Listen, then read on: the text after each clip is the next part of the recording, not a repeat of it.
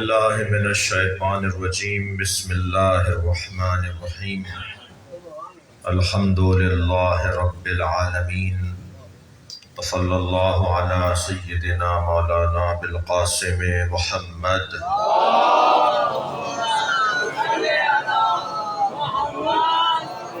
وآلہ الطیبین الطاہرین المعصومین الذين قال الله إنما يريد الله ليذهب عنكم الرجس أهل البيت ويطهركم تطهيرا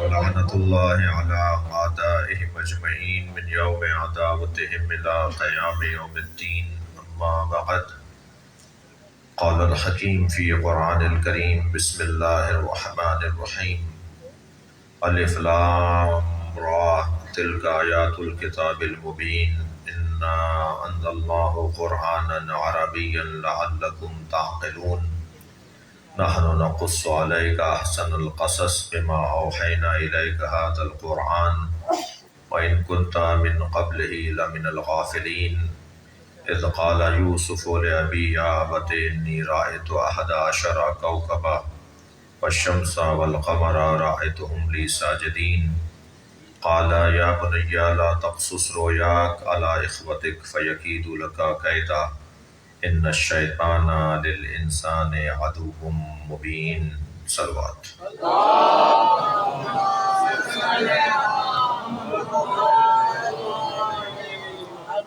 مرحومین جن کے نام پکارے گئے ان کی مغفرت کے لیے بلند تر صلوات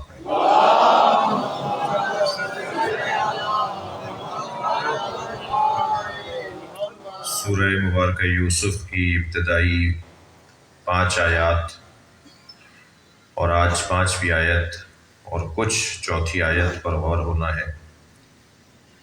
ترجمہ پیش کروں گا پہلے ان آیات کا اور پھر اس کے ضمن میں جو تفصیلی نکات ہیں۔ ارشاد ہو رہا ہے بسم اللہ الرحمن الرحیم۔ ابتدا کرتا ہوں اللہ کے نام سے جو رحمان اور رحیم ہے۔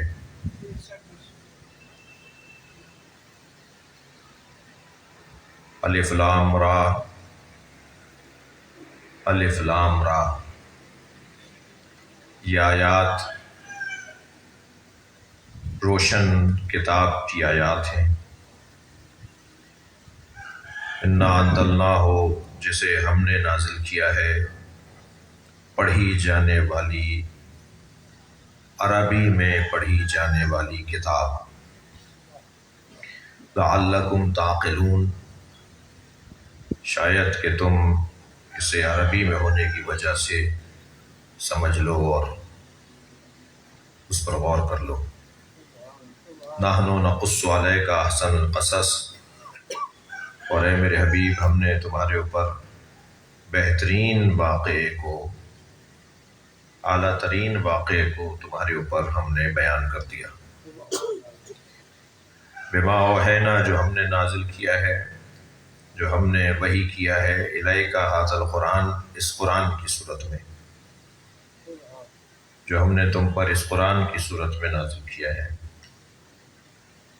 وَإِن كُنْتَ مِن قَبْلِهِ لَمِنَ الْغَافِلِينَ، اگرچہ اس سے پہلے تمہاری توجہ اس واقعے کی طرف نہیں تھی۔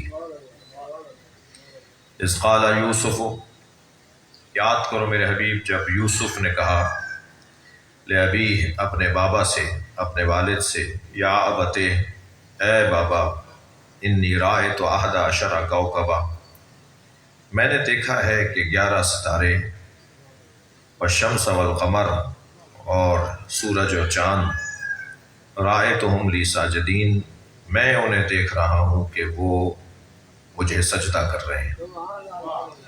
قال یا بنیا، تو کہا یوسف کے بابا نے، اے میرے لال، اے میرے بیٹے، لا تقصص رؤیاک علی اخوتک، اپنے اس خواب کو اپنے بھائیوں کے سامنے بیان نہ کرنا۔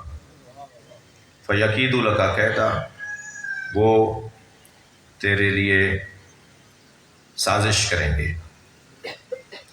ان الشیطان، للانسان عدو مبین، اور بے تحقیق شیطان انسان کا کھلا ہوا دشمن ہے۔ یہ آیہ کریمہ اور اس کا محاورتی اور ایک سادہ اور سیدھا ترجمہ، ایک صلوات ہدیہ کریں گے محمد۔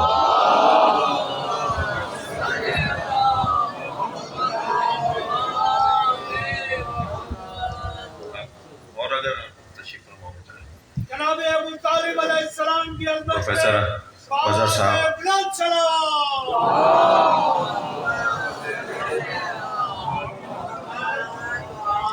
میرے لیے یہ خوش آئند ہے اور خوش طالعی ہے میری کہ سامعین محترم میں پروفیسر حضرات، صحافی حضرات، ادیب حضرات اور صاحبان دقت تشریف فرما ہے، اور یہ چھوٹا سا بچہ بھی جو بیٹھا ہے یہ بھی میرے لیے محترم معتبر ہے، یہ بھی محترم ہے اور معتبر ہے، اس لیے کہ یہ اس سنگین محفل میں بیٹھے گا تو اس میں سنگینی آئے گی۔ صلوات پڑھیں ذرا محمد علیہ۔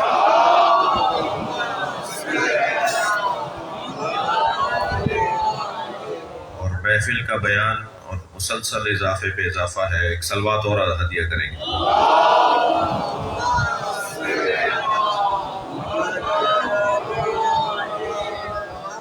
ایک اور صلوات نبی کی ذات پہ۔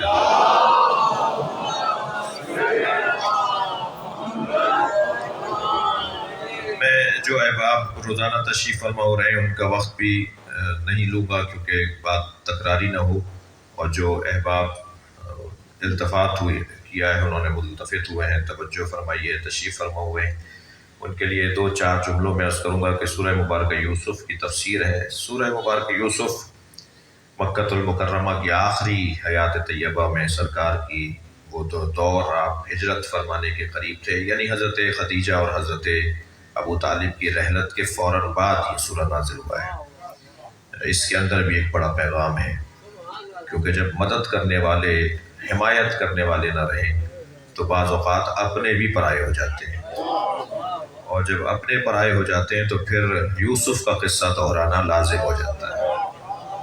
حضرت یوسف کا قصہ اس لیے بھی دہرایا جائے تاکہ اپنوں کی جو بے رخی ہے وہ اس میں حوصلہ ملے کہ میری اور آپ کی، میں اپنے لیے اور آپ کے لیے کہہ رہا ہوں، میری اور آپ کی کیا حیثیت ہے جب نبیوں کے ساتھ بھائیوں نے ایسا کیا ہے۔ اور دیکھیے بھائی سے زیادہ قریبی رشتہ نہیں ہوتا، چچا، تایا، چچا زاد، مامو زاد، پھوپھی زاد کی جو بے وفائیاں ہیں مثلاً وہ برداشت ہو جائیں گی کہ اگر کوئی یہ سن لے کہ بھائی بھی ایسا کر سکتے ہیں۔ آج کی تفسیر میں بیان کروں گا کہ ایسا آخر ہوا کیوں، یہ بہت تاریخ کا عجیب واقعہ ہے، اور اس کو اللہ نے کہا ہے احسن القصص۔ جب اللہ نے کہا ہے کہ بہترین واقعہ ہے، یعنی بہترین حضرت یوسف کے لیے بہترین واقعہ تھا، ہاں حضرت یوسف کے لیے بھی بہترین واقعہ تھا، لیکن پڑھنے والوں کے لیے تو بہترین واقعہ ہے، جس کو دیکھ کر، جس کو سن کر، جس کو پڑھ کر حوصلہ ملے، ہمت ملے۔ میں آغاز کرنے جا رہا ہوں تفسیر کا۔ چوتھی آیت کے اندر ارشاد ہوا اذ قال یوسف لابی، یاد کرو اے میرے حبیب، یاد کروایا جا رہا ہے سرکار دو جہاں کو۔ دیکھتے تھے، جانتے تھے، معلوم تھا انہیں، وہ بے خبر نہیں تھے۔ التفات کرنا ہونا اور ہے، بے خبر ہونا اور ہے، توجہ کرنا ہونا اور ہے، بے خبری اور ہے۔ نبی ہو اور بے خبر ہو یہ جڑتا نہیں ہے۔ نبی تو کہتے ہی اسے ہیں جو باخبر ہو، نبا کہتے ہیں خبر کو، اور اس نبا پہنچانے والے کو، اس خبر پہنچانے والے کو نبی کہتے ہیں۔ اللہ نے اپنے نمائندوں کو کچھ عنوانات اور کچھ اعزازات اور کچھ عنوان دے کر بھیجا، جیسے نبوت، جیسے رسالت، جیسے امامت، جیسے ولایت، جیسے حجیت۔ یہ عناوین ہیں جو اللہ نے اپنے نمائندوں کے لیے قرار دیے۔ نبیوں میں سب سے پہلے نبی حضرت آدم، رسولوں میں سب سے پہلے رسول حضرت نوح، اماموں میں سب سے پہلے امام حضرت ابراہیم، ولیوں میں سب سے پہلے ولی حضرت خضر۔ جو اللہ نے یہ عنوانات، عناوین اپنے خاص لوگوں میں تقسیم کیے ہیں، ان میں ایک عنوان نبوت ہے۔ نبی کا کام توجہ، نبی کا کام خبر پہنچانا ہے، رسول کا کام خبر سمجھانا ہے، امام کا کام منزل تک لے جانا ہے۔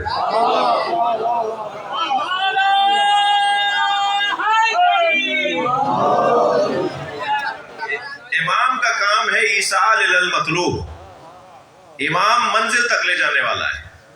लिहाजा हर जमाने में इमाम नहीं है, इसलिए कि मंजिल दूर है। सलवार पढ़ लेना मोहम्मद वाले।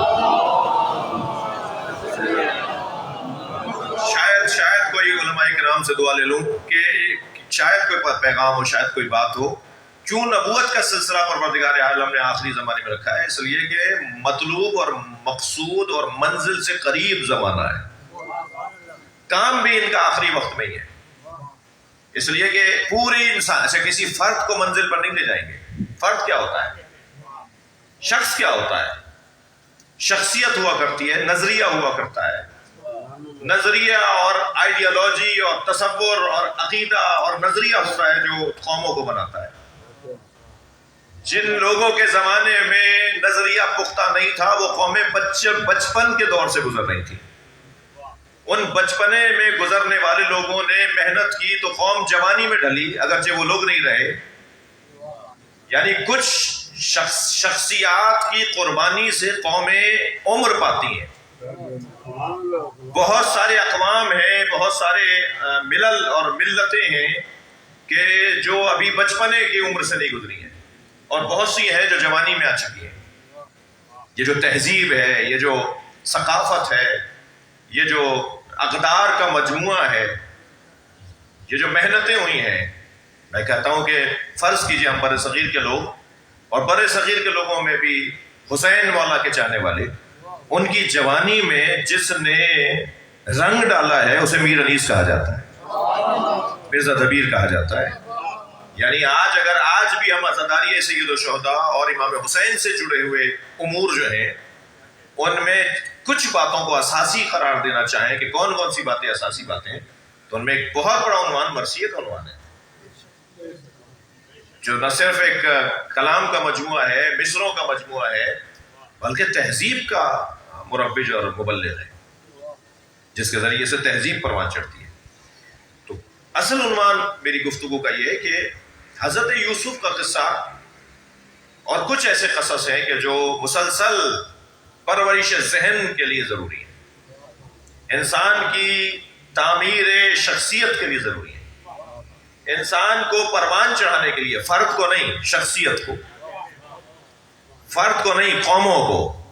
लिहाजा कुछ ऐसे वाक़यात और ऐसी बातें जिन्हें बार बार दोहराया जाए।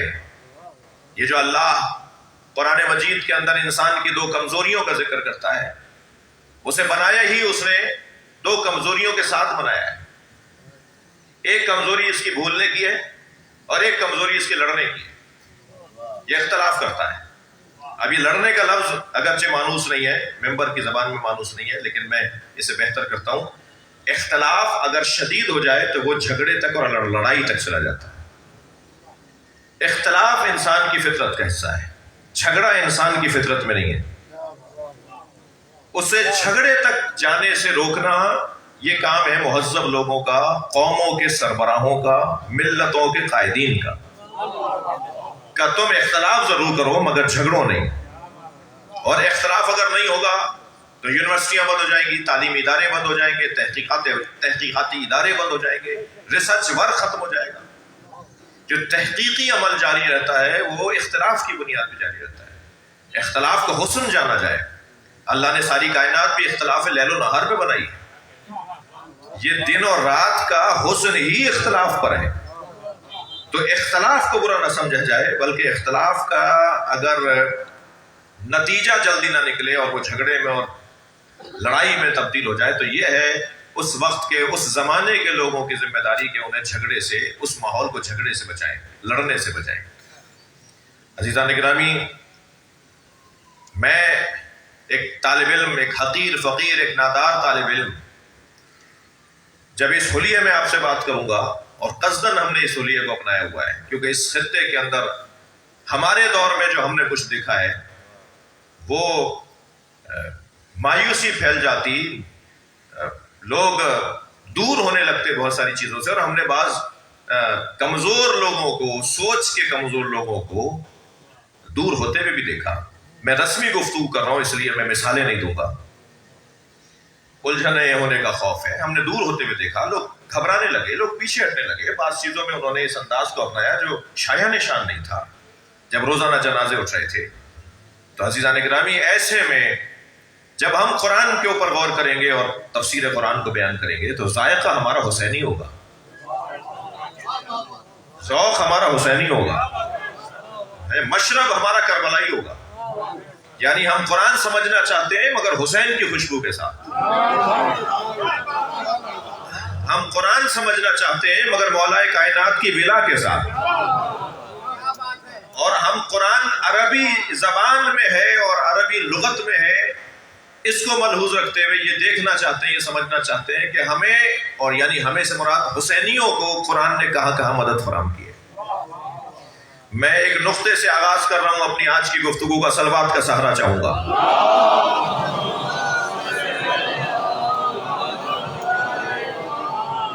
اس سے بہتر اور بلند صلوات پڑھ لیں.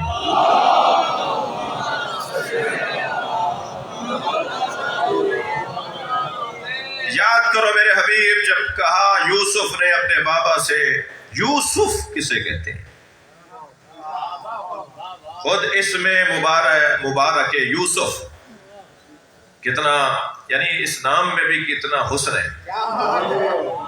جب ہم یوسف کہتے ہیں تو حسن ہی حسن محسوس ہونے لگتا ہے. اللہ نے اس نام میں بھی حسن رکھا ہے. یوسف کسے کہتے ہیں؟ عربی زبان کا لفظ ہے، عبرانی زبان کا لفظ ہے، فارسی زبان کا لفظ ہے، ہندی زبان کا لفظ ہے. کون سی زبان ہے؟ عربی زبان کا لفظ ہے. پہلے متوجہ رہے میرے محترم سننے والے، عربی زبان کا لفظ ہے. یوسف، انہیں ان کی زبان میں یوسف نہیں کہتے تھے، کچھ اور کہتے تھے. حضرت یوسف کو ان کے اپنے علاقے کے لوگ یوسف نہیں کہتے تھے. یہ نبی مکرم پر قرآن عربیا لعلکم تعقلون، اللہ نے اسے عربی میں نازل کیا ہے تو عربی میں یوسف کہا جائے گا، چاہے ان کی زبان میں کچھ اور کہا جائے. جو عربی میں اس لفظ کا ترجمہ بنے گا وہ اللہ بھی نازل کرے گا. لہذا یوسف کہہ کر اللہ نے قرآن میں حضرت یوسف کا وہ نام ترجمہ کر کے بیان کیا. یہ کوئی پہلی مرتبہ تو نہیں ہو رہا. اے اللہ کے رسول، اپنے اس بڑے بیٹے کا نام شبر رکھ دیجئے. سرکار نے فرمایا شبر تو عبرانی زبان ہے، فرمایا عربی میں اسے حسن کہتے ہیں. اے اللہ کے رسول، اپنے اس بیٹے کا نام شبیر رکھ دیجئے. حضرت نے فرمایا شبیر تو عبرانی میں بولتے ہیں. تو جبریل امین نے فرمایا پھر اس کا نام عربی میں حسین رکھ دیجئے. اگر یہاں شبیر کا ترجمہ خود نبی نے کیا ہوتا تو کہہ دیتے کہ حسین آسمانی نام نہیں ہے. توجہ ہے حضرات کی؟ اگر سرکار دو جہاں کے سوال پر جبریل امی کہتے پھر آپ نام رکھ لیجئے، اور سرکار خود حسین نام رکھ دیتے تو کہتے کہ فاطمہ نام تو آسمانی ہے، علی نام تو آسمانی ہے، محمد نام تو آسمانی ہے، حسن و حسین آسمانی نہیں ہے. مگر نبی مکرم نے شبیر و شبر کا آسمان سے ہی نام اتروایا جسے حسن و حسین کہا جاتا. تو یہ پہلی دفعہ نہیں ہوا، یہ ہوتا آیا ہے، ایسا ہوتا تھا. اور کیوں عبرانی زبان کا عربی زبان کے ساتھ ایسا تعلق رہا ہے؟ اس لیے کہ اکثر انبیاء کرام کی زبان عبرانی زبان اور اکثر تعلیمات آسمانی عبرانی زبان کے اندر موجود اور محفوظ تھیں اور ہیں. لیکن کیونکہ اب قرآن عربیہ، اب اللہ نے سمجھنے والوں کی زبان بدل دی ہے. لفظ میں اور بہتر کروں، اللہ نے جس کلاس کو پڑھانے کے لیے مصطفیٰ سرکار آ رہے ہیں اس کلاس کی زبان لینگویج بدل دی ہے. اب عربی میں کلاسیں لگیں گی، ابھی عربی میں باتیں ہوں گی. لہذا اس زبان کا اس زبان کے اندر ترجمے کا ہونا یہ مانوس بات ہے. یوسف کسے کہتے ہیں؟ ہم لغت کی طرف بعد میں جائیں گے. معصوم امام کا فرمان پہلے سن لیتے ہیں. امام موسیٰ کاظم علیہ السلام.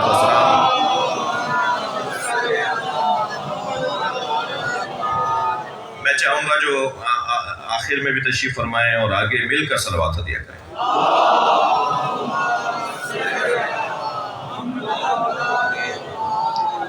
امام فرماتے ہیں الاسف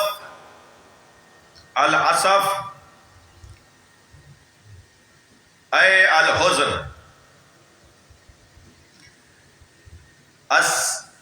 اسیف اے العبد، اجتمعا فی یوسف ہدن و عبد یعنی عبد محزون. معصوم کا فرمان کہ اسف اور اسیف سے مل کر ان دونوں کے اجتماع کے بعد یوسف بنائے. اسف اور اسیف یہ دو کلمے علیحدہ علیحدہ، ان دونوں کے اجتماع تسنیہ کا صیغہ ہے. ان دونوں کے اجتماع ہونے سے جو یوسف میں جمع ہوئے لفظ یوسف جو بنا، ان دونوں کے اجتماع کو یوسف کہا جاتا ہے. اور یعنی حزن، اسف حزن اور اسیف عبد. حزن اور عبد یہ دو کلمات کو جب جوڑ دیا گیا تو یوسف بنا. یعنی عبد محزون، ایک ایسا اللہ کا بندہ جو غم زدہ تھا. یوسف یعنی عبد محزون. صلوات پڑھنے ذرا محمد و آل محمد.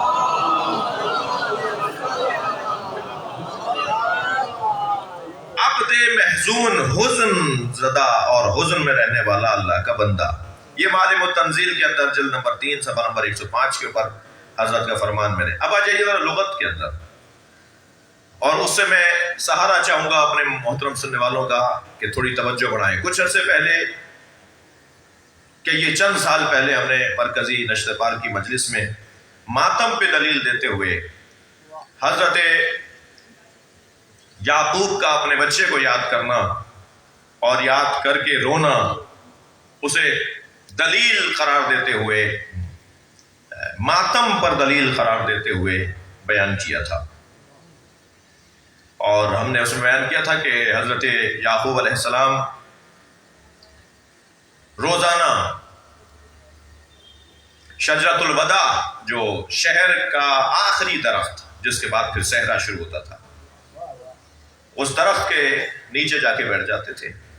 ایک ستو کا شربت اپنے ظرف میں بھر کر لے جاتے تھے، اور اس درخت کے نیچے بیٹھ کر حضرت یعقوب، جہاں شہر ختم ہوتا تھا اور اس کے بعد صحرا، اور وہ اس درخت کو شجرۃ الوداع اس لیے کہ آخری درخت، وہاں سے پھر قافلے ودا بھی ہوتے تھے، لوگ رخصت بھی کرتے تھے اپنے عزیزوں کو، آنے والوں کا استقبال بھی کرتے تھے. وہ شہر کا آواز کہہ لیجیے، جو بعد میں پھر دروازے بھی بنتے تھے اس انداز سے. وہاں حضرت یعقوب چلے جاتے تھے ستو کا شربت بنا کر، اور وہاں وہ اس لیے لے جاتے تھے کہ ہر کچھ دیر کے بعد انہیں توانائی کی ضرورت ہوتی تھی. انسانی اور بشری تقاضوں کی بات ہو رہی ہے، اور مجلس اعظام نیاز، نظر، شربت، سبیل کا انتظام، رونے والوں کے لیے کچھ شربت کا اہتمام، کوئی نیاز کا اہتمام، کوئی تبرک کا اہتمام، ان کے لیے کچھ دلیلیں جب آپ ردیف کریں گے نا، دلیلوں کو جب جمع کریں گے تو ان میں سے ایک دلیل یہ بھی ہے، کیونکہ جب انسان روتا ہے تو اس کے وجود سے جو اس کی توانائی کا استعمال ہوتا ہے، جو رطوبت آنسوؤں کی صورت میں اور نمک کی صورت میں اس کے بدن سے خارج ہوتی ہے، آنسوؤں سے آنکھوں سے آتی ہے، اس کے بعد اس کے بدن کو توانائی کی ضرورت ہے. یہ یوں ہی ہمیں لائن پر نہیں لگایا گیا ہے. بھائی صلوات پڑھ لیں محمد والے.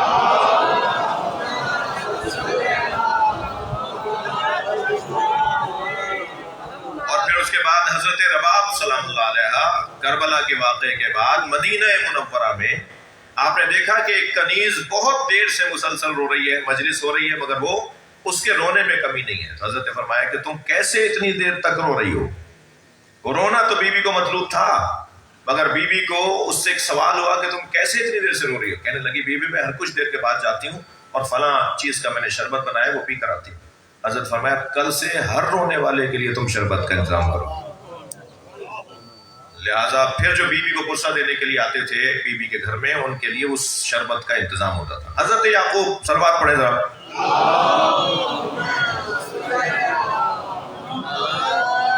حضرت یعقوب اپنے ساتھ اس شربت کو کیوں لے جا رہے ہیں؟ کیونکہ رونا ہے انہیں وہاں بیٹھ کر شہر کے باہر درخت کے نیچے بیٹھ کر انہیں رونا ہے.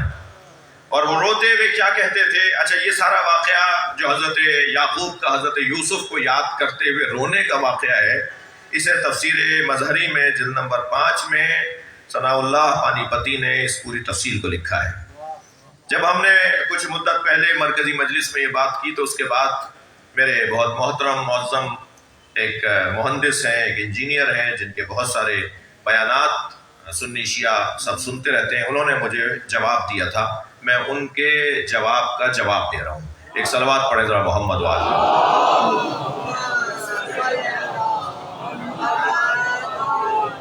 انہوں نے جو مجھ پر اعتراض کیا تھا وہ کہا کہ میرا نام لے کر کہا کہ انہوں نے یہاں سے بڑھا دیا، یہاں سے اضافہ کر دیا، اور انہوں نے یہاں تک تو ٹھیک تھا فلاں کا بیان میرے لیے کہا، اور پھر یہاں کے بعد انہوں نے بڑھا دیا، مبالغہ کیا، ایسا نہیں ہے۔ تو میں ایک تو انہیں حوالہ دے رہا ہوں تفسیر مظہری کا کہ اس کے اندر ساری تفصیل موجود ہے، اور اب جو علمی جواب انہیں دینے جا رہا ہوں وہ یہ ہے، توجہ چاہوں گا۔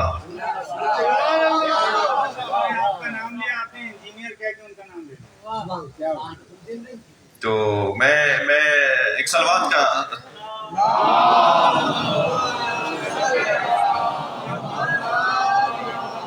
اب آپ کو میں انہیں ایک علمی آپ کے سہارے سے انہیں علمی جواب دینے جا رہا ہوں، اور وہ یہ کہ لغت میں یا اسفا علی یوسفا، پہلے تو ذہن میں رہے میرے عزیزوں کے کہ حضرت یعقوب وہاں بیٹھ کر کیا بولتے تھے۔ حضرت یعقوب وہاں بیٹھ کر اپنے سر پر، اپنے زانوں پر جب ہاتھ مارتے تھے تو فرماتے تھے ہاتھ مارتے ہوئے ہاتھ یہاں مارے، ہاتھ یہاں مارے، ہاتھ یہاں مارے، بدن کو مارنے کی بحث ہے نا، بدن کے اوپر چوٹ مارنے کی بحث ہے نا۔ تو حضرت یعقوب اپنے سر پر، اپنے زانوں پر ہاتھ مارتے ہوئے فرماتے تھے یا اسفا علی یوسفا، یہ جملہ تھا ان کا، میں اپنے الفاظ میں کہوں یہ نوحہ تھا ان کا۔ وہ اپنے بچے کو یاد کر کے، اچھا روڈ پر بیٹھے، رستے پر بیٹھے ہوئے رو رہے ہوتے تھے، گھر میں کیوں نہیں روتے تھے؟ شربت بنا کر رستے پہ جا کے بیٹھ جاتے تھے، اس لیے شربت بنا کے رستے پر بیٹھ جاتے تھے تاکہ آتے جاتے لوگ یا یوسفا یا صفا، اور یہ سنت انبیاء بن جائے، اور یہ سنت انبیاء بن جائے کہ جب نبیوں کے بچوں کو مارا جاتا ہے، جب نبیوں کے بچوں کے ساتھ زیادتی ہوتی ہے، تو یہ انبیاء کی سنت ہے کہ وہ روڈ پر بیٹھ کر انہیں یاد کرتے ہیں۔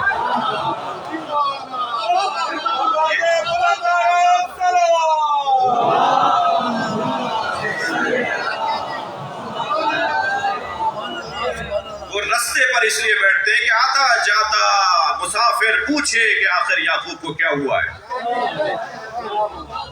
پوچھے کہ آخر یوسف کہاں چلے گئے ہیں، جبکہ پتہ ہے حضرت یعقوب کو کہ میرا بچہ مارا نہیں گیا ہے، میرا بچہ ابھی زندہ ہے، مگر اس کے ساتھ یہ زیادتی ہوئی ہے کہ اسے کنویں میں پھینک دیا گیا، دوسرے اجنبیوں نے اسے اٹھا کر مصر میں لے جا کے بیچ دیا ہے۔ یہ ساری باتیں حضرت یعقوب کو پتہ تھیں، تبھی تو روک رہے تھے کہ متانا نہیں کہ تم نے کیا دیکھا ہے۔ وہ جانتے تھے کہ میرے بچے کے ساتھ آگے کیا ہونا ہے، کن منزلوں سے میرے بچے کو گزرنا ہے۔ یہ کام حضرت یعقوب، یہ سب کچھ حضرت یعقوب کو پتا تھا، اور وہاں بیٹھ کر اس لیے فریاد کرتے تھے، بچے کی یاد میں مبتلا ہوتے تھے تاکہ لوگ آتے جاتے پوچھیں۔ تو یہ کہ محدود رکھو عزاداری کو امام بارگاہوں میں، مجلسوں کو اپنے گھروں میں محدود رکھو، یہ انبیاء کرام کی سنت ہے اور سیرت ہے۔ ہم نے ایک بڑے فورم پر کہا تھا، پاکستان کا قومی ایک اجلاس بٹھایا گیا تھا ملکی سطح کا، ایک سربراہ کی صدارت میں، اور اس میں تو وہاں ایک بہت بزرگ شخصیت ہے، میں ان کا احترام کرتا ہوں، انہوں نے ایک جملہ کہا کہ اگر پاکستان میں شیعہ سنی کا تناؤ ختم کروانا ہے تو ان کے جلوسوں کو بند کر دو۔ تو میں نے بے ساختہ کہا تھا، جس کے بعد کچھ لوگوں نے مجھ سے ناراضگی کا اظہار کیا، وہ فورم اور ڈیکورم اور پروٹوکول کے خلاف تھا میرا بولنا، لیکن میرے مسلک اور مکتب کے پروٹوکول کا حصہ تھا۔ تو وہاں ہم نے ان کو ٹوکتے ہوئے کہا، جبکہ ہمیں بولنے کا موقع نہیں دیا گیا تھا اس وقت، بعد میں موقع ہوگا، لیکن اس وقت انہیں بولنے کا موقع تھا جب انہوں نے کہا کہ ان کے جلوسوں کو بند کروا دو، تو میں نے اس وقت ٹوک کر کہا تھا کہ پھر تراویحاں بھی بند ہوں گی اور پھر میلاد کے جلوس بھی بند ہوں گے۔ متحمل ہو اس بات کے؟ جی بہت سے لوگ تراویحوں کو نہیں مانتے، بند کرو۔ بہت سارے لوگ میلاد کے جلوس کو آپ نہیں مانتے، جو بول رہے تھے وہ نہیں مانتے۔ یہ میں اپنے لیے نہیں کہہ رہا، مگر پھر یہ قصہ وہاں تک پہنچے گا، تو پھر وہاں جو سربراہ تشریف فرما تھے انہوں نے ان سے کہا یہ بات صحیح کر رہے ہیں، یہ حل نہیں ہے، یہ حل نہیں ہے۔ تو حضرت یوسف کو یاد کر کے حضرت یعقوب کہتے تھے یا اسفا علی یوسفا. وہ جو علمی ایک جملے کا جواب ہے نا وہ اب دینے جا رہا ہوں، اور وہ جواب یہ ہے کہ اسفا عربی لغت میں المبالغۃ فی الحزن کو کہا جاتا ہے. حزن میں مبالغے کو اسف کہا جاتا ہے، اور حزن میں مبالغے کو ہم ماتم بولتے ہیں. حزن میں مبالغہ بتاؤ کیا ہوگا؟ حزن میں غم میں مبالغہ کیا ہے؟ حزن میں مبالغہ یہ ہے کہ کبھی زانوں پہ ہاتھ مارا جائے گا، کبھی سینے پہ ہاتھ مارا جائے گا. حزن میں مبالغہ اسف قرآن کا زبان میں بات ہو رہی ہے. حضرت یعقوب کہتے تھے یا اسفا علی یوسفا، شدت حزن میں آ کر اپنے بچے کو یاد کرتے تھے. شدت حزن کو ماتم کہتے ہیں. شدت حزن کو ماتم کہتے ہیں کہ جب آپ اپنے سینے پر، سر پر، اپنے چہرے پر ہاتھ ماریں تو یہ ماتم کی دلیل قرآن مجید سے یا اسفا علی یوسفا، اسفا اے المبالغۃ فی الحزن، حزن کی شدت کو اسف کہا جاتا ہے. اور حضرت یعقوب اسف کہہ کر یاد کرتے تھے. حزن کی شدت کو اسف کہتے ہیں، اور حضرت یعقوب اسف کہہ کر حضرت یوسف کو یاد کرتے تھے. اسف یعنی شدت حزن، مبالغۃ فی الحزن، مبالغۃ فی الحزن کو ماتم کہتے ہیں. صلوات پڑھے محمد و آل محمد.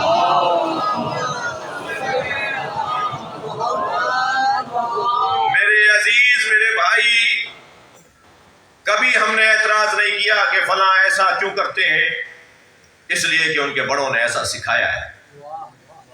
اور الحمدللہ میں آپ کا ایک چھوٹا سپاہی اپنی قوم کی، اپنی ملت کی اچھی تصویر پیش کرنے کا، جہاد کرنے والا ایک آپ کا نوکر، بڑے اطمینان کے ساتھ یہ کہتا ہوں مجھے وہ سنی بہت اچھا لگتا ہے جو لاکھوں شیعوں میں ہاتھ باندھ کے نماز پڑھتا ہے.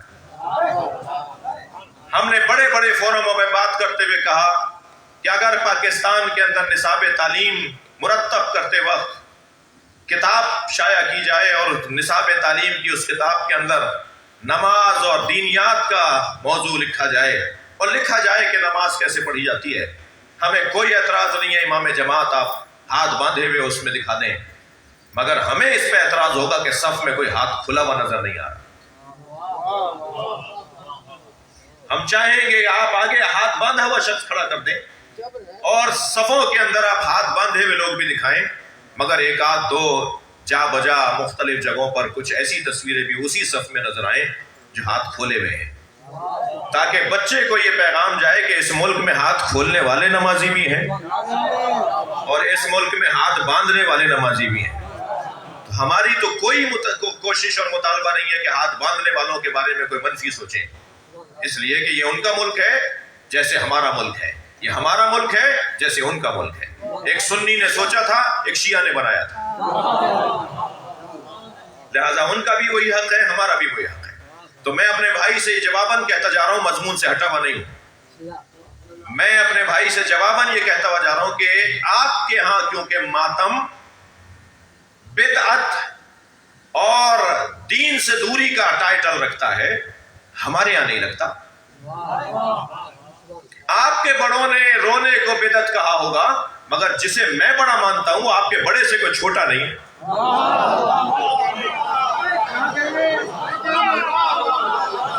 ہم جسے بڑا مانتے ہیں وہ آپ کے کسی بڑے سے بھی کوئی چھوٹا نہیں ہے، بلکہ میرا عقیدہ تو یہ ہے کہ آپ کے سب بڑوں سے بڑا ہے.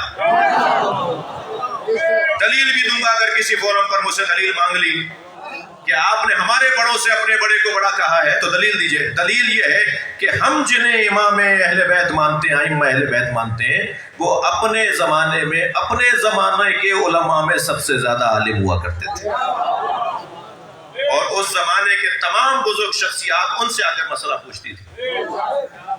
وہ اپنے اپنے زمانے کے اندر معتبر اور شخصیات شمار کی جاتی تھی. لہٰذا آپ کو مبارک ہو، آپ جسے بڑا مانتے ہیں، ہمیں کوئی اعتراض نہیں ہے، آپ ان کی تعلیمات پر عمل کیجئے.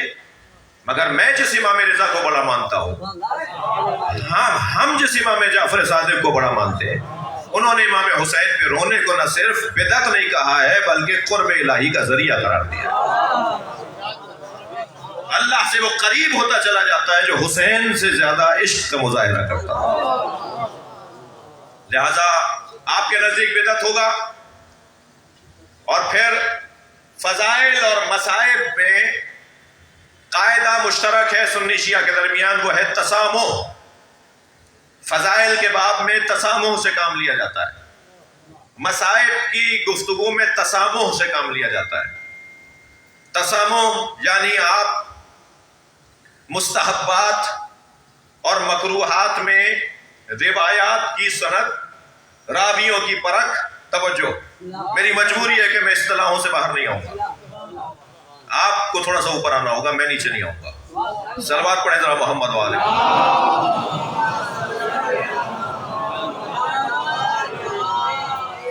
نہیں، اس سے اچھی صلوات ہدیہ کریں۔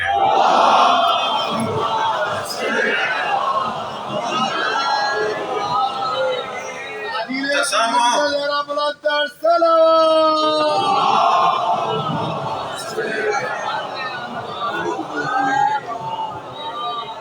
حدیث کی سند، راویوں کی پرکھ، مستحبات اور مکروہات میں اس شدت سے نہیں دیکھی جائے گی۔ تسامح کی تعریف اور تسامح کی تشریح کر رہا ہوں۔ احادیث میں راویوں کی پرکھ اور احادیث کی سند اس شدت سے نہیں دیکھی جائے گی، مستحبات اور مکروہات، اور سنن میں اس شدت سے نہیں دیکھی جائے گی جس شدت سے واجبات اور محرمات میں دیکھی جاتی ہے۔ فضائل کے بعد میں اگر کسی کی خوبی، کسی کی فضیلت، کسی کا کمال بیان کیا جائے تو اس کے اندر تحقیق اس درجے پر نہیں ہوگی جس درجے پہ حرام کاموں کے لیے اور واجب کاموں کے لیے توجہ کی جاتی ہے۔ اور اسی طرح مصائب کے باب میں کہ فلاں کے ساتھ زیادتی ہو گئی تو ہم اس پہ تحقیق بٹھا دیں، آپ سے فیصلہ تو نہیں مانگا تھا جی۔ اسی طرح مصائب کے باب میں بھی توجہ۔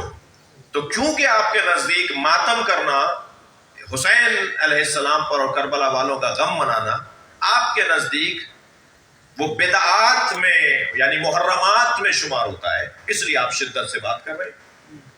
ہمارے ہاں کیونکہ وہ محرمات کا عنوان ہی نہیں ہے، وہ جس ٹائٹل کے نیچے عنوان وہ ہے ہی نہیں جو آپ کے ہاں عنوان ہے۔ اللہ کرے میری بات جا رہی ہو۔ میرے بھائیوں کے ہاں، میرے عزیزوں کے ہاں جس عنوان کے تحت ماتم کو دیکھا جاتا ہے، ہمارے ہاں اس عنوان کے تحت نہیں دیکھا جاتا۔ لہٰذا آپ کی دید وہ ہے، ہماری دید یہ ہے۔ اگر ہم ماتم کر رہے ہیں تو ہم نے تو آپ سے نہیں کہا کہ آپ بھی ماتم کریں۔ اگر آپ ہاتھ باندھ کے نماز پڑھ رہے ہیں تو آپ کو بھی خواہش نہیں ہونی چاہیے کہ ہم ہاتھ باندھ کے نماز پڑھیں۔ ہمارا عمل اگر معقول ہو اور عاشقانہ ہو تو اس پہ توجہ کر لو، اور اگر معقول نہ ہو اور عاشقانہ نہ ہو تو آپ کوئی زبردستی نہیں ہے، کوئی دھونس نہیں ہے۔ توجہ۔ حضرت یعقوب علیہ السلام اپنے بیٹے کو نوحہ پڑھتے ہوئے یاد کرتے تھے، اور اسف مبالغہ ہے حزن اور غم میں، اور مبالغہ حزن و غم میں دوسرا نام ماتم کا عنوان رکھتا ہے۔ میری بات قدر مکمل ہوئی ہے، آیت آگے بڑھ رہی ہے۔ قالا یا بنیا، حضرت یوسف نے اپنا خواب بیان کر دیا کہ میں نے 11 ستاروں کو اور سورج اور چاند کو سجدہ کرتے ہوئے دیکھا ہے۔ میں نے سورج اور چاند کو سجدہ کرتے ہوئے دیکھا ہے، سورج اور چاند کو سجدہ کرتے ہوئے دیکھا ہے، لی مجھے سجدہ کر رہے ہیں۔ سجدے کی 3 قسمیں، سجدہ تعبدی ہے، سجدہ شکر کا ہے، سجدہ تعظیم کا ہے۔ سجدے کی 3 قسمیں، جو تعبدی سجدہ ہے وہ للہ، صرف اللہ کو ہوگا۔ جو شکر کا سجدہ ہے وہ صرف اللہ کو ہوگا۔ لیکن ایک سجدہ تعظیمی بھی ہے جو تاریخ سجدہ گزاروں میں، توجہ، جو تاریخ ساجدین میں 2 لوگوں کو کیا گیا۔ فرشتوں نے حضرت آدم کو کیا، اور 11 بھائیوں نے اور ماں باپ نے حضرت یوسف کو کیا۔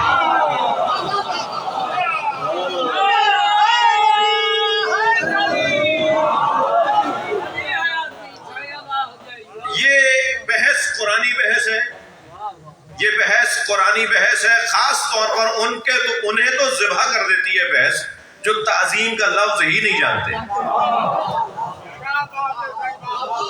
جو لفظ تعظیم سے آشنا نہیں ہے، جو ادب سے آشنا نہیں ہے، جو کسی کے احترام سے آگاہ اور آشنا نہیں ہے، انہیں تو قرآن کی یہ 2 آیتیں ذبح کر دیتی ہیں۔ یا ابلیس ما منعک ان تسجد لما خلقت بیدی،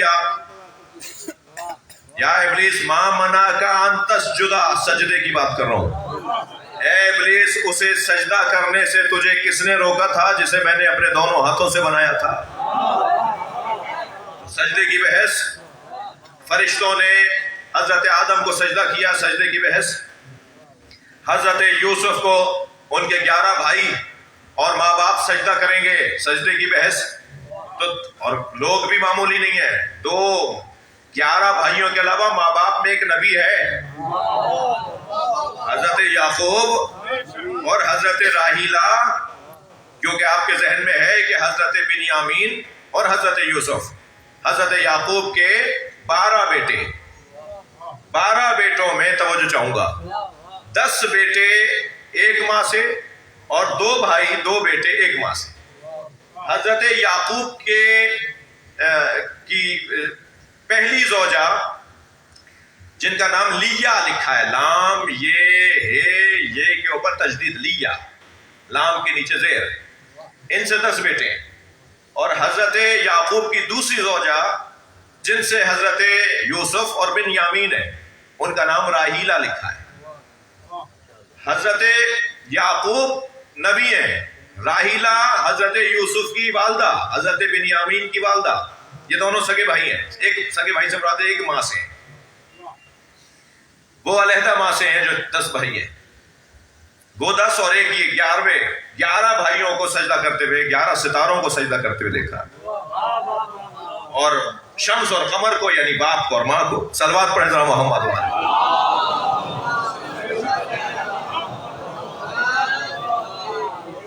تو یہ حضرت یعقوب نبی ہیں بھائی، سجدہ کریں گے حضرت یوسف کو، جی۔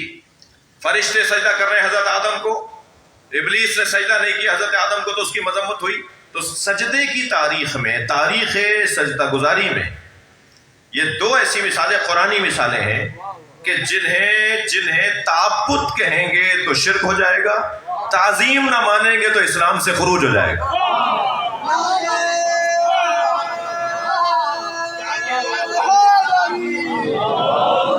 اگر یہ بولیں گے کہ فرشتوں نے اور حضرت یعقوب نے، حضرت یوسف اور حضرت آدم، فرشتوں نے حضرت آدم کے لیے، حضرت یعقوب نے حضرت یوسف کے لیے یہ بندگی کی تھی اور اللہ سمجھ کے یہ ان کا سجدہ کیا تھا تعبد کا، اگر تعبداً سجدہ کیا تھا تو یہ شرک ہو جائے گا، اور تعظیم نہیں مانیں گے تو قرآن سے نکل جائیں گے۔ تو اللہ نے تعظیم کا پیغام دیا ہے، وہ سجدہ دیکھنا چاہتا ہے، تم گردن نہیں جھکاتے ہو، تم انہیں اپنا جیسا بولتے ہو، تم انہیں اپنا بڑا بھائی بولتے ہو، قرآن ان کی تعظیم کا حکم دے رہا ہے، تم انہیں ایک جیسا کہتے ہو، اپنے جیسا کہتے ہو، قرآن کا پیغام۔ مگر یہاں عزیزان گرامی میں جلدی نہیں گزروں گا، اور اچھا ہوا کچھ دیر کے لیے گھڑی بند تھی تو میں نے ٹائم دیکھا ہی نہیں تھا۔ یہاں سجدے کی 3 قسمیں میں آپ کے سامنے بیان کرنے جا رہا ہوں، ایک سجدہ شکر، سجدہ تعظیمی اور سجدہ تعبدی۔ میں تو پڑھ کر آپ کو سنا رہا ہوں۔ شیخ صدوق علیہ الرحمہ نے احسن الفوائد کے اندر لکھا کہ فرشتوں کا یہ سجدہ جو حضرت آدم کے لیے، 2 سجدوں کی بات ہو رہی ہے نا، تھوڑا سا گردن ہلاتے رہیے، بات جاری ہو۔ حضرت آدم کو فرشتوں کا سجدہ اور حضرت یوسف کو ان کے بھائیوں کا اور ان کے والدین کا سجدہ۔ شیخ صدوق علیہ الرحمہ لکھتے ہیں کہ فرشتوں کا یہ سجدہ جو حضرت آدم کو تھا، یہ در حقیقت فرشتوں کا سجدہ خدا کے لیے تھا، بندگی کے لیے، اور آدم کے لیے تھا تکریم اور تعظیم کے لیے۔ پھر علامہ محمد حسین جاڑا انوار النجف، ان کی تفسیر ہے، اس کی جلد نمبر 2 کے اندر لکھتے ہیں کہ سجدہ اللہ کو تھا آدم کو قبلہ بنا کر۔ کیا خود تعبیر ہے، آدم کو قبلہ بنایا جیسے ہم بنائے بیٹھے ہیں. صلوات پڑھیں ذرا محمد والے.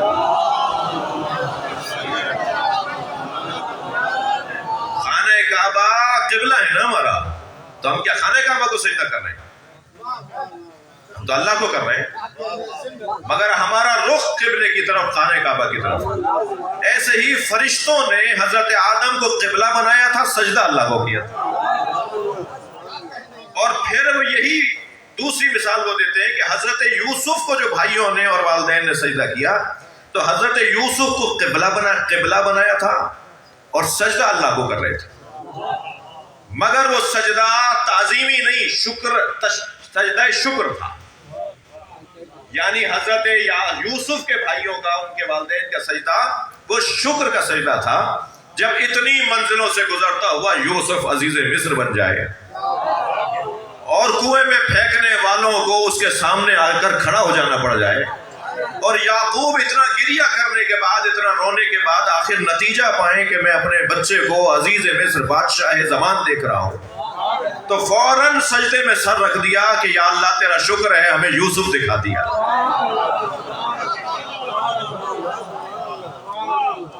تو بس سجدے کی دو قسمیں, حضرت آدم کے لیے قبلہ بنا کر حضرت آدم کو سجدہ کیا اللہ کو, حضرت یوسف کو دیکھ کر اللہ کا شکر ادا کرتے ہوئے فرشتوں نے, بھائیوں نے اور والدین نے حضرت یوسف کو دیکھ کر اللہ کا شکر ادا کرتے ہوئے سجدہ کیا. طالب علم ہوں, سوال تو چھوڑ سکتا ہوں. حضرت آدم علیہ السلام کو فرشتوں نے قبلہ بنا کر سجدہ کیا, بزرگوں کا قول نقل کیا ہے. تو حضرت آدم کو جملہ تکرار کر رہا ہوں, آپ کی توجہات کا ممنون ہوں, 5-8 منٹ زیادہ ہوں گے تو مجھے معاف کریں گے. بھائی روزانہ میں 1 گھنٹہ نہیں بول رہا ہوں, آج محمد علی بھائی 1 گھنٹہ بولوں گا میں.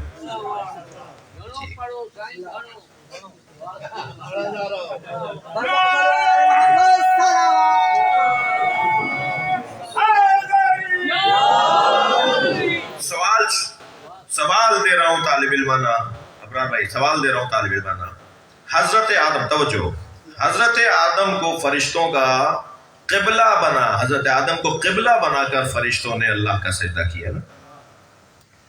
تو حضرت آدم قبلہ بنے ہی اس لیے تھے کہ فرشتوں سے افضل تھے, اور مکۃ المکرمہ میں, ام القریٰ میں, یہ مربع شکل عمارت جسے ہم کعبۃ اللہ کہتے ہیں, جس کی طرف رخ کر کے سارا عالم اسلام سجدہ کرتا ہے, وہ قبلہ ہے.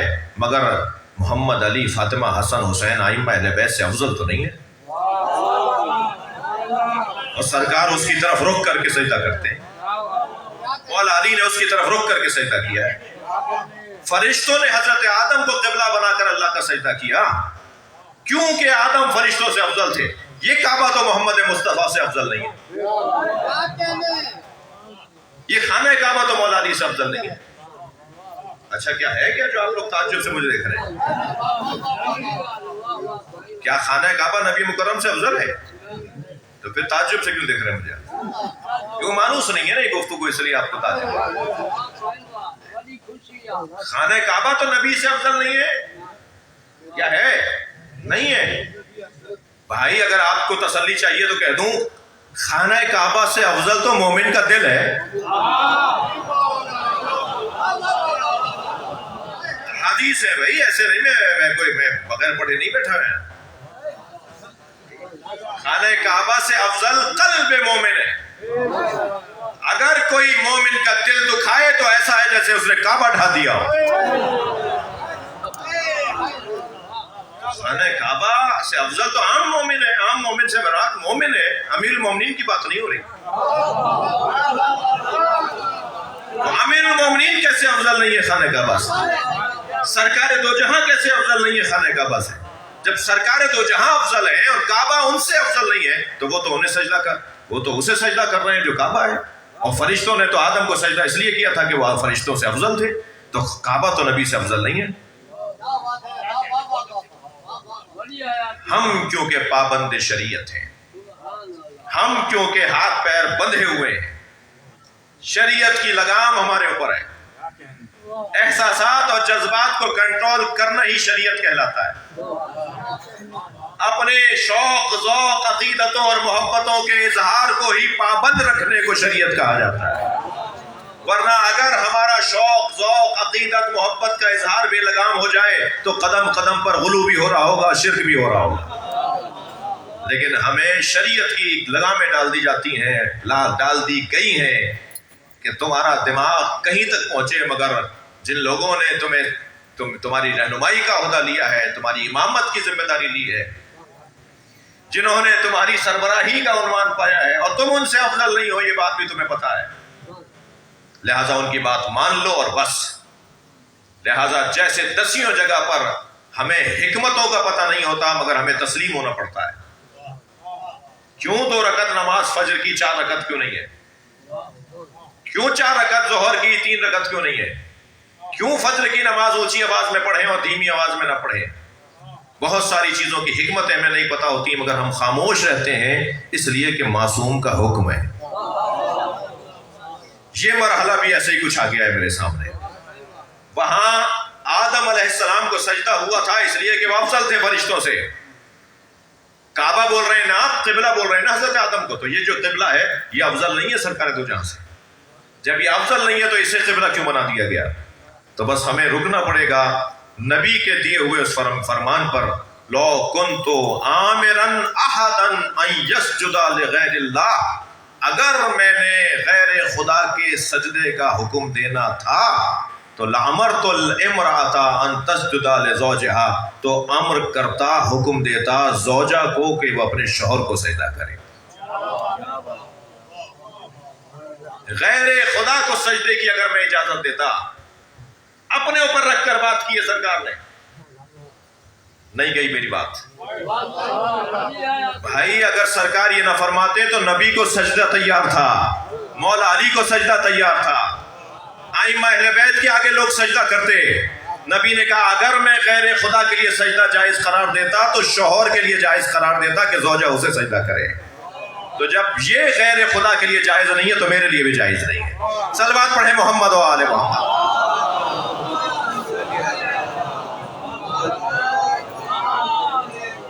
معصوم کا فرمان سنا کر اپنی بات کو منزل دوں گا. میرے مولا فرماتے ہیں، توجہ چاہوں گا، معصوم ارشاد فرماتے ہیں، ایک صلوات ہدیہ کریں محمد و آل محمد.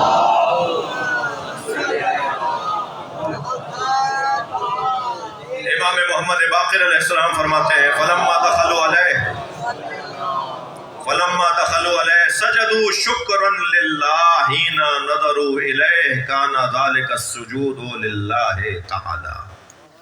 جب بھائیوں نے اور والدین نے حضرت یوسف کو دیکھا، جب پہنچے اس ہال میں، اس بڑے جگہ پر جہاں حضرت یوسف تخت پہ بیٹھے ہوئے تھے، جب انہیں لایا گیا کہ آئیے آپ کو ملوانے لے چلتے ہیں عزیز مصر سے، بادشاہ سے اور آپ کے یوسف سے، اور جب اس جاہ و جلال کے ساتھ بھائیوں نے دیکھا اور والدین نے دیکھا، فلما دخلوا علیہ سجدوا شکرا للہ، معصوم فرماتے ہیں تو وہ سب کے سب گر گئے اللہ کا شکر ادا کرنے کے لیے. انہوں نے رخ وہیں رکھا جہاں حضرت یوسف بیٹھے ہوئے تھے. حین نظروا الیہ، جب انہوں نے حضرت یوسف کو دیکھا، کانا ذالک السجود، اور یہ سجدہ، ان کے سجدے، یہ سب جو سجدے ہو رہے تھے 11 بھائیوں کے اور 2 والدین کے، للہ تعالی، یہ سجدہ اللہ کی. نور الثقلین کے اندر حدیث ہے. امام عسکری علیہ السلام فرماتے ہیں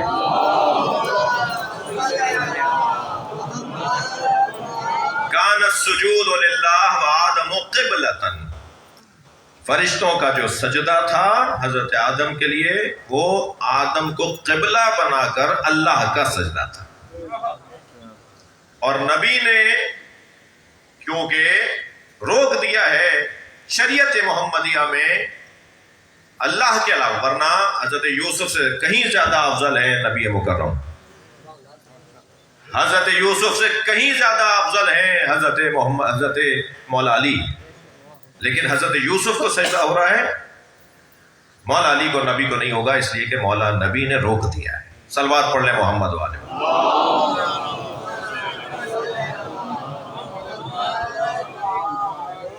تھوڑا سا مجھے سہارا دیجئے. قالا یا بنیا، اچھا روزانہ اتنا وقت نہیں لوں گا آپ کا. روزانہ وہی 45-50 منٹ رہے گا، آج ذرا 1 گھنٹہ بولنے دیجیے، اور ابھی 1 گھنٹہ ہوا نہیں ہے۔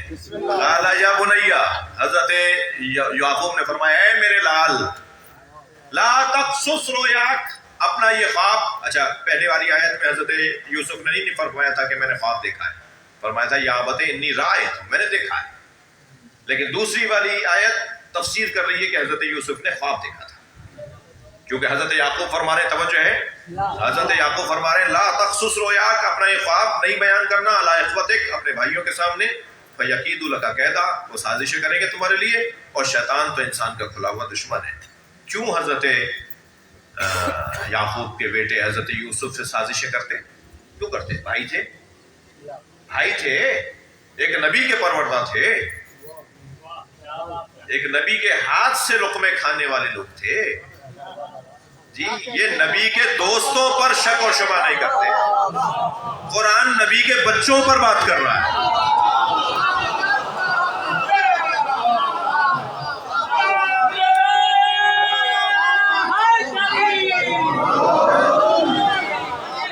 یہ نبی کے ساتھ بیٹھنے والوں پر بات کرنے نہیں دیتے، قرآن نبی کے بچوں پر بات کر رہا ہے۔ کیوں کرتے بھائی ایسا؟ بھائی تھے، حضرت یعقوب کے بچے تھے، یوسف کے بھائی تھے، علیہ السلام کے بھائی تھے، کیوں ایسا کرتے؟ پہلے تو میرے محترم سننے والوں، یہ آپ نے سن لیا مجھ سے کہ ان کی مائیں علیحدہ تھیں جی، بنیامین اور یوسف علیہ السلام کی ماں اور لیا، یہ 2 علیحدہ خواتین تھیں۔ دوسرا سبب، اور کم سن تھے، اور فطری طور پر کم سن بچے سے، کم سن اولاد سے ماں باپ فطرتاً زیادہ پیار کا مظاہرہ کرتے ہیں، انہیں ضرورت ہوتی ہے زیادہ توجہ کی، چھوٹے بچوں کو زیادہ توجہ کی ضرورت ہوتی ہے، اور جب چھوٹے بچوں سے ماں باپ زیادہ پیار کا مظاہرہ کر رہے ہوں ان کے تقاضائے سنی کی وجہ سے، تو جو بڑے بہن بھائی ہوتے ہیں وہ دل چھوٹا کر رہے ہوتے ہیں، جبکہ وہ بھول چکے ہوتے ہیں کہ یہ سب کچھ ان کے ساتھ بھی ہو چکا ہے، یہ والدین نے یہ سب کچھ ان بچوں کے ساتھ بھی کیا ہوتا ہے، مگر وہ بھولے ہوئے ہوتے ہیں، وقت گزر چکا ہوتا ہے، انہیں یاد نہیں رہتا کہ ہمارے ساتھ بھی ایسا کچھ ہوا ہے۔ تو کیونکہ زیادہ پیار کا مظاہرہ تھا، تو ایک تو وجہ ان کی کم سنی، دوسرا حسین بہت تھے۔ حضرت یوسف تاریخ بشریت میں اس وقت تک اتنا حسین بچہ دنیا میں نہیں تھا، حضرت یوسف سے زیادہ حسین بچہ نہیں آیا تھا۔ میں ساری باتیں آج تو، یہ تو میں نے پہلے وعدہ لے لیا کہ 10 سال چلے گی تفصیل، یہ آج نہیں ہو پائے گی بات۔ حضرت یوسف حسین بہت تھے، کم سن تھے، اور جو سب سے بڑی بات، حسین تھے، حضرت یعقوب کے پیار کا عنوان رکھتے تھے، پیار دیتے تھے حضرت یعقوب، کم سن تھے، یہ سبب تھا پیار دینے کا جی۔ اور جو سب سے بڑی بات وہ یہ کہ حضرت یعقوب کو پتا تھا میرا یوسف نبی ہے۔ کیسے نبی بچے کو اور غیر نبی بچے کو برابر کر لیں؟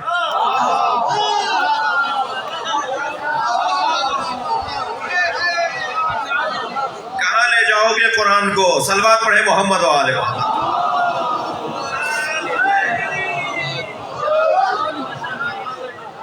کیسے برابر کر دیں؟ نبی ہے بھائی حضرت یوسف، نبی ہے حضرت یوسف، یہ بے عدالتی کی بنیاد پہ نہیں تھا، یہ جس کے بارے میں ہم بات کر رہے ہیں خبردار، یہ معصوم ہے، یہ نبی ہے جسے یعقوب علیہ السلام کہتے ہیں، نبی، معصوم، امام، معصوم، بے عدالتی سوچا نہیں جا سکتا۔ یہ کیا بات ہوئی کہ بچوں کے ساتھ تفریق کر رہے ہو، ایک بچے سے زیادہ پیار، دوسرے بچے سے کم پیار، یہ تفریق بے عدالتی کی بنیاد پر نہیں ہے، عین عدالت کی بنیاد پر ہے، جس کا جو حق ہے وہ اسے دیا جائے۔ یوسف نبی ہے، وہ نبی نہیں ہے۔ اس بنیاد پر حضرت یعقوب کا پیار حضرت یوسف سے زیادہ تھا، اور زیادہ تھا تو یقیدوا لک کیدا، نہ بتانا اپنا خواب، اس لیے کہ پھر یہ تمہارے خلاف سازشیں کریں گے۔ وہ جانتے تھے کہ اس کے خلاف سازشیں ہوں گی۔ توجہ عزیزو، اس قید کو، اس سازشی، یہ سازش تو نتیجہ ہے نا کسی سوچ کا، بھائی تھوڑا توجہ بڑھائیں، سازشیں نتیجہ ہوا کرتی ہیں ایک سوچ کا، وہ جو سوچ ہے اسے تبدیل کرنے کی ضرورت ہے، سازشیں خود بند ہو جائیں گی۔ یہ جو قرآن کہہ رہا ہے کہ یہ سازشیں کریں گے تو سازش کیوں کریں گے؟ کچھ سوچتے ہوں گے تو سازش کریں گے نا. وہ سوچ ختم کر دینا ہنر ہے ان مجلسوں کا. ہم کیا کریں اپنی نشستوں کے ذریعے کہ سوچ کو تبدیل کر دیں اور فتنہ ختم ہو جائے، فساد ختم ہو جائے، سازشیں ختم ہو جائیں. عزیزان گرامی، قرآن کی ایک آیت بہت سے بچوں کو سمجھ میں نہیں آتی، میں ادب سے بول رہا ہوں. اِنَّا بَعْضَ الظَّنِّ اسم. صحیح پڑھا تھا نے؟ اِنَّا بَعْضَ الظَّنِّ اسم. بعض گمان بھی گناہ ہے. یہ سورہ حجرات ہے. بعض گمان بھی گناہ ہے. بھئی عمل کریں گے تو گناہ اور ثواب کی بات ہوگی نا. یہ سوچ گناہ کیسے ہے؟ یہ سوچ کیسے گناہ ہو سکتی ہے؟ یہ سوچنا گناہ کیسے ہو سکتا ہے؟ گناہ کا تعلق تو عمل کے ساتھ ہے. اور قرآن سورہ حجرات میں اللہ بیان کر رہا ہے کہ بعض گمان بھی گناہ ہے. جو گمان گناہ ہے اس گمان کو حسد کہا جاتا ہے. حسد سوچ ہے بھائی. حسد عمل کو نہیں کہتے.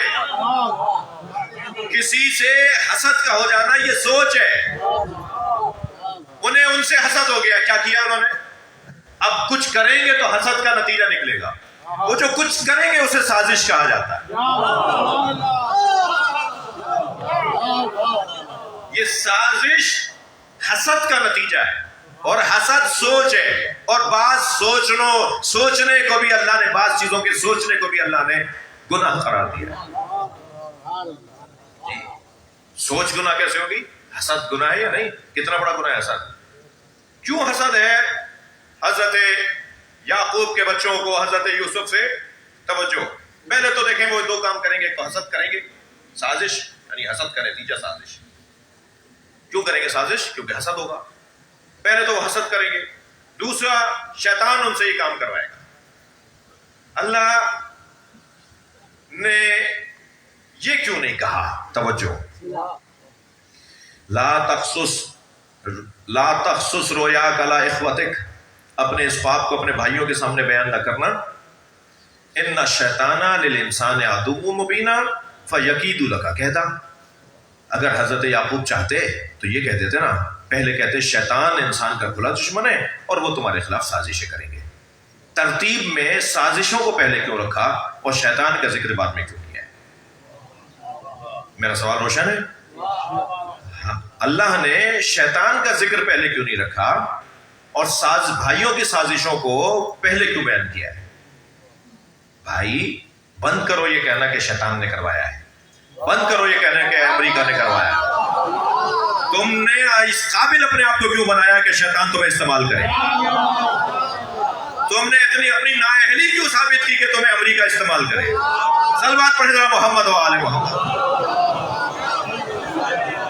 تم کمزور تھے جو تمہیں استعمال کیا گیا ہے. تمہارے اندر کمزوری تھی جو شیطان تمہیں استعمال کر لیتا ہے. یہ کیا بات ہوئی کہ شیطان نے کیا؟ شیطان کو اللہ نے بعد میں ذکر کیا، پہلے ہمیں ذکر کیا ہے. پہلے انسانوں کی کمزوریوں کا ذکر کیا ہے کہ جب تم کمزور ہو جاؤ گے تو تمہارے اوپر ایک استعمار آ جائے گا، ایک استکبار آ جائے گا. بھائی صلوات ہدیہ کریں گے محمد و آل محمد.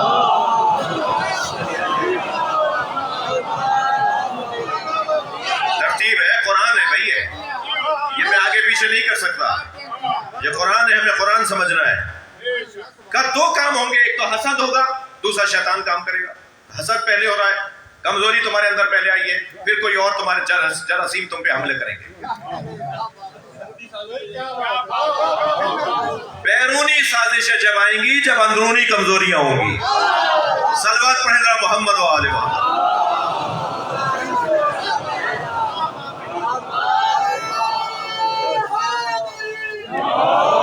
توجہ چاہوں گا میں آج آپ سے توجہ میں نے آپ سے اجازت لے لی ہے. حسد کی تعریف کرنے جا رہا ہوں. حسد کی تعریف کرنے جا رہا ہوں. کامریڈ ہے دونوں، لگتا ہے کچھ. صلوات پڑھیں ذرا محمد و آل محمد. یہ والی گفتگو ذرا اس مزاج کے لوگوں کو اچھی لگتی ہے. توجہ ہے، توجہ ہے. حسد کی تعریف کرنے جا رہا ہوں. حسد کی تعریف کیا ہے؟ خون جگر سے مضمون تیار ہوئے ہیں یہ حسد کی طرف. آرزوئے زوال نعمت اس شخص سے جو مستحق نعمت ہو.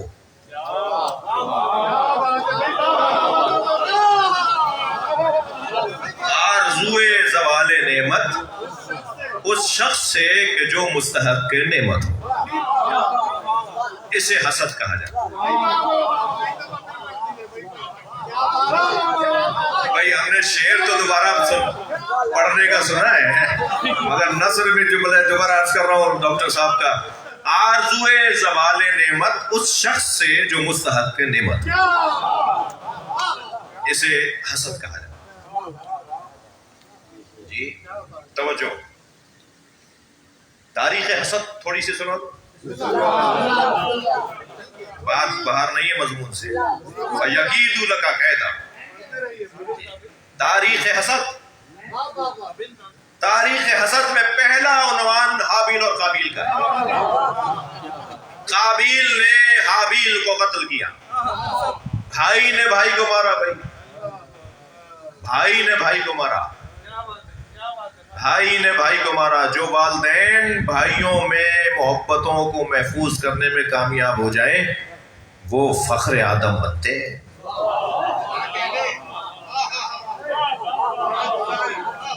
توجہ چاہوں گا آپ سے میں. جی حابیل اور قابیل کی ہسٹری، تاریخ حسد کی تاریخ ہے. قابیل نے حابیل اپنے بھائی کو قتل کیا. اس کی دو وجہ تھی بھائی. جی وجہ زوال نعمت، آرزوئے زوال نعمت اس شخص سے جو مستحق نعمت ہو. یہ ہے حسد کی تعریف. تو قابیل نے حابیل کو جو قتل کیا اس کے دو سبب تھے. ایک سبب تو یہ تھا کہ وہ ذہین بہت زیادہ تھا، یعنی مقتول ذہین بہت زیادہ تھا. اور جب ذہانت ہو تو پھر ظاہر اس کی سنی جائے گی، اس سے پوچھا جائے گا، اسے اہمیت دی جائے گی، اسے مقام دیا جائے گا. تو جسے مقام نہیں دیا جا رہا، جس کو اہمیت نہیں دی جا رہی، وہ حسد کرنے لگے گا. اور دوسرا جو تاریخ نے لکھا ہے، ان کی زوجہ حسین بہت تھی. جی حضرت حابیل کی زوجہ حسین تھی، ان کی زوجہ ایسی نہیں تھی، تو ان کا دل چھوٹا ہوتا تھا. سلوات پڑھ لیں.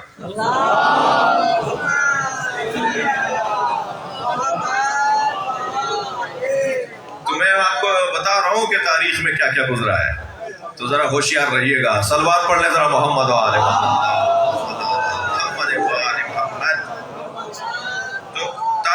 تاریخ حسد کا ایک عنوان. دوسرا عنوان تاریخ حسد کا خود حضرت یوسف کے بھائیوں کا ان کے ساتھ حسد کرنا، اور جس کی وجہ ہم بیان کر چکے کہ حضرت یعقوب ان سے پیار کرتے تھے کیونکہ وہ نبی تھے، کیونکہ وہ حسین تھے، کیونکہ وہ کمسن تھے. اور تیسرا تاریخ حسد کے اندر جو ایک عنوان ہے وہ قرآن کی آیت ہے، سورہ مبارکہ نساء میں 54ویں آیت. ام یحسدون الناس علی ما آتاہم اللہ من فضلہ فقد آتینا علی ابراہیم الکتاب والحکمہ وآتیناہم ملکا عظیما. کچھ ہیں بھائی توجہ، کچھ ہیں جو ان سے حسد کرتے ہیں جنہیں ہم نے اپنے فضل سے عطا کیا ہے، اور ہم نے آل ابراہیم کو کتاب دی ہے، حکمت دی ہے اور ملک عظیم دیا ہے.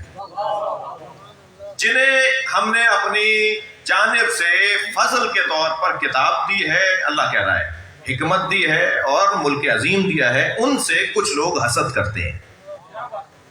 کتاب سے مراد قرآن، حکمت سے مراد نبوت، ملک عظیم سے مراد امامت. ایک گھر ایسا ہے جہاں کتاب بھی آئی ہے، نبوت بھی آئی ہے، امامت بھی آئی ہے.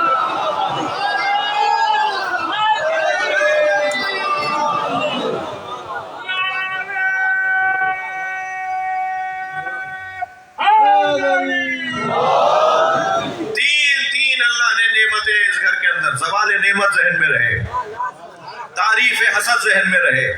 تین نعمتیں اللہ نے اس گھرانے کو عطا کی ہیں، تو کچھ لوگ ان لوگوں سے حسد کرتے ہیں. جب یہ آیت مولا علی کے سامنے کسی نے پڑھ کر کہا مولا تفسیر بیان فرمائیں، تو مولا نے اپنے سینے پہ ہاتھ رکھ کے فرمایا نحن محسودون الذین فی الآیہ. آیت میں جن محسودوں کا ذکر ہے وہ ہم ہی ہیں. ہمارے ساتھ حسد ہوا ہے. یہ جو کچھ ہوا ہے اہل بیت کے ساتھ یہ حسد کی بنیاد پر ہوا ہے. حضرت یعقوب کے بچوں نے حضرت یوسف کے ساتھ جو کیا وہ حسد کیا. قابیل نے حابیل کے ساتھ حسد کیا. امت نے علی کے ساتھ حسد کیا. یہ عظمتیں جو اللہ نے علی کو عطا کی ہیں, یہ مقامات جو اللہ نے علی کو عطا کی ہیں, یہ خود تو علی جیسے ہو نہیں سکتے تھے.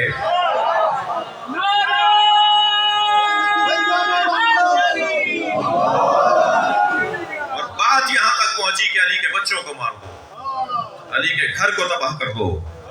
میں عزیزو کل کیونکہ اس مضمون کو آگے نہیں بڑھا سکوں گا, آیت دوسری ہے اور پیغام دوسرا ہے, نتیجہ دے رہا ہوں کہ حسد کی کچھ نشانیاں ہیں اور حسد کا کوئی علاج بھی ہے. اتنا خطرناک مرض ہے جو اہل بیت کو تکلیف پہنچاتا ہے. لہٰذا اہل بیت کے چاہنے والوں کو اس بیماری سے ایسے دور رہنا چاہیے جیسے کوڑ کے مریض سے,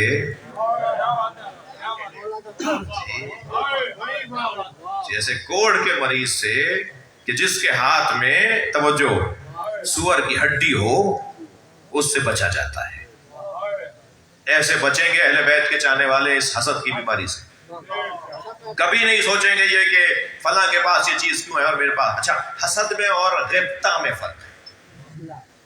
جسے ہمارا اپنی زبان میں عربی میں اور حدیث میں غبطہ کہتے ہیں, غین بے توئے ہے غبطہ, اور ہم اپنی زبان میں رشک کہتے ہیں. قابل رشک ہے جی, وہ کہتے ہیں محاورہ بولتے ہیں. غبطہ, رشک اور حسد کے اندر فرق ہے. توجہ, حسد زوال نعمت کی آرزو ہے اور رشک حصول نعمت اس جیسا ہو جائے. مجھے بھی تو یہ مل جائے, وہ جو نعمت اسے تو نے دی ہے مجھے بھی دے دے, اسے رشک کہا جاتا ہے. میں نہیں چاہتا کہ اس سے نعمت لے لے مگر مجھے بھی دے دے. اللہ کو یہ آرزو اچھی لگتی ہے, وہ آرزو اچھی نہیں لگتی. لہذا قیامت کے اندر مولا عباس کی عظمت کو بیان کرتے ہوئے مولا صادق فرماتے ہیں,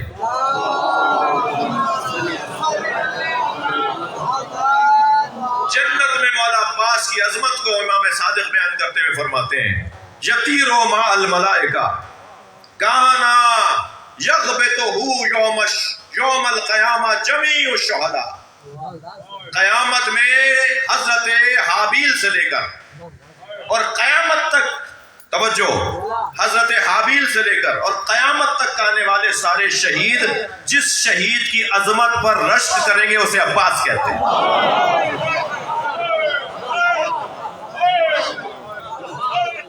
جمیع الشہداء, مولا صادق کا فرمان. قیامت تک جو بھی لوگ مارے جائیں گے اللہ کی راہ میں, حضرت حابیل سے لے کر اور قیامت تک جو بھی اللہ کی راہ میں مارے جائیں گے, وہ حضرت عباس کے مقام کو دیکھ کر کہیں گے کاش یہ عظمت ہمیں بھی مل جاتی. تو رشک اور حسد کا فرق میں نے بیان کر دیا, اور برداشت فرمائیے مجھے 5-8 منٹ اور. علائم حسد, حسد کی نشانیاں کیا ہیں؟ ڈاکٹر آپ کی آنکھ کو دیکھتا ہے پیلی ہو رہی ہے, ناخن آپ کے سفید ہو رہے ہیں, کیلشیم کی کمی, مثلا مجھے نہیں پتا, میں ایسے ہی بول گیا جی. مثلا جو ہے وہ آپ کے وہ ایسے ہاتھ کروا کے دیکھتے ہیں, انگلیاں اگر کانپ رہی ہیں تو وہ کچھ بتائیں گے آپ کو کہ آپ کو یہ پریشانی ہے. علائم سے پتہ چلتی ہے نا بیماریاں, تو علامتوں سے. تو علائم حسد کیا ہے؟ حسد کی نشانیاں کیا ہے؟ حسد کی ایک نشانی ہے, حسد کرنے والے کا دکھ, غم, پریشانیاں بڑھ جاتی ہیں, پریشان رہتا ہے. جب دیکھو منہ اترا ہوا ہے, جب دیکھو منہ اترا ہوا ہے. بھائی کیا تمہاری کشتی ڈوب گئی؟ کیا ہوا؟ کیا قیامت آ گئی جو تمہارا چہرہ ایسا ہو گیا ہے؟ اس کے چہرے سے پتا چلتا ہے یہ کسی سے جل رہا ہے. ارے بھائی تم اپنا خون کیوں جلا رہے ہو؟ تمہارا چہرہ ایسا پھیکا کیوں ہو رہا ہے؟ تو چہرے سے معلوم ہو جاتا ہے یہ کسی سے جل رہا ہے. اندوہ اور غم اس کے چہرے پر آیا ہوتے ہیں. اور حدیث سناؤں گا, من کسرا حسدہ تعالی علم, جس کا حسد بڑھنے لگتا ہے اس کا غم بڑھنے لگتا ہے. اس کی پریشانی گھل رہا ہوتا ہے, اس کی پریشانی بڑھ رہی. دوسری نشانی، دوسری علامت، غصہ اس کا بڑھنے لگتا ہے، بات بات میں الجھتا ہے، بات بات میں لڑتا ہے، لڑو کرتا ہے، بات بات میں الجھتا ہے. ارے بھائی کیا پریشانی ہے، میں نے تو آپ سے کچھ نہیں کہا. غصہ کہیں اور کا ہے، اتار ہم پہ رہے. غصہ اس بات کا ہے کہ اسے فلاں نعمت کیوں مل گئی ہے، ناراض آپ ہم سے ہو رہے ہیں. وہ بات بات میں لڑنے کی بات ہے. الحسود غضبان علی القاتل، حدیث سنا رہا ہوں. حسد کرنے والا ہمیشہ غصے میں رہتا ہے جہاں تک اس سے ہو سکتا ہے. یہ حدیث کہہ رہی ہے جہاں تک اس سے ہو سکتا ہے، علی القدر، جہاں تک اس سے ہو سکتا ہے وہ غصے میں رہتا ہے. تیسری نشانی یہ ہے کہ وہ چاپلوسیاں کرتا ہے کچھ لوگوں کی اور کچھ لوگوں سے کٹتا ہے. فضائل کا انکار کرتا ہے، لوگوں کی خوبیوں کا انکار کرتا ہے. ساری دنیا ایک بات مان رہی ہے، نہیں ایسا نہیں ہے. سارا ماحول کہہ رہا ہے کہ ان کے اندر یہ کمال ہے، نہیں ایسا نہیں ہے. بھائی تمہیں کیا پریشانی ہے؟ انہیں پریشانی ہے حسد کی پریشانی. نشانیاں بتا رہا ہوں آپ. خود پسندی کا شکار ہو جاتا ہے. میں اتنا بولتا ہے کہ آپ کو توجہ، کہ آپ کو اس سے چڑ ہونے لگ جائے. بہت زیادہ میں بولتا ہے. اور فقدان تشکر، کبھی خوشی نظر نہیں آتا، کبھی تعریف ہی نہیں کرے گا کسی کی، کبھی کسی کا شکریہ ادا نہیں کرتا. یہ نشانی ہے حسد کرنے والی. علاج بتا دوں، دو چاری بسم اللہ کہہ رہے ہیں، کیا کروں؟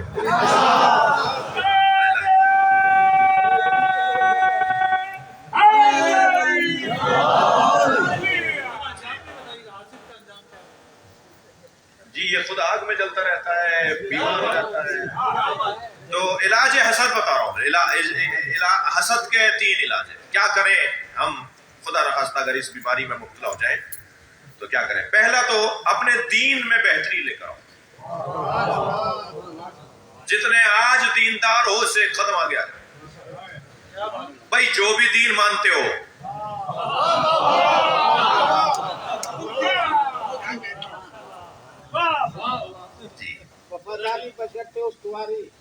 دین میں بہتری لے کر آ جاؤ.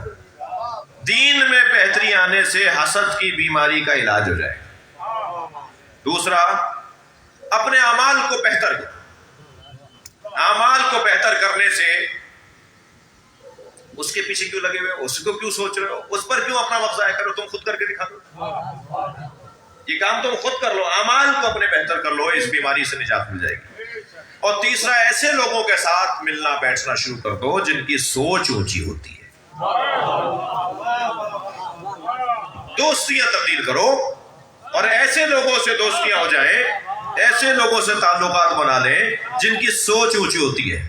یہ حسد کوتاہ فکری کا نتیجہ ہے. اور جب ہم بڑے لوگوں کے ساتھ بیٹھیں گے تو دماغ کھلے گا اور ہم کسی سے حسد نہیں کریں گے. یا اللہ ان باتوں پہ عمل کی توفیق عطا فرمائے. قرآن کے اس سورے پر عمل کی توفیق عطا فرمائے. ہمارے بھائی کی والدہ جناب مشیر فاطمہ بیمار ہیں، انہیں شفا عطا فرمائے. ہم سب کا انجام، ہمارا خاتمہ بالخیر فرما. امام زمانہ کے ظہور میں تعجیل فرما، تعجیل فرما، تعجیل فرما. بلند تر صلوات.